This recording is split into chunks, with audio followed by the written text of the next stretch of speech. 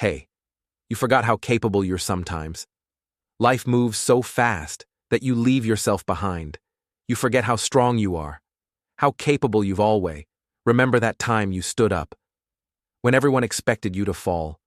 Remember when you kept going, even though you were breaking inside. That wasn't luck. That was you, your fire, your fight.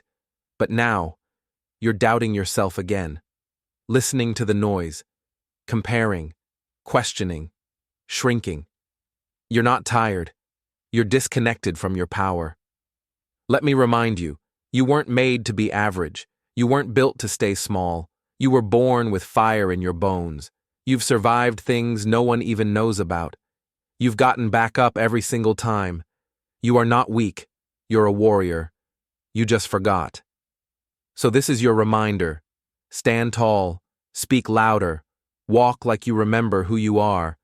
Because you are not done. You're just getting started. And the world hasn't even seen your full power yet.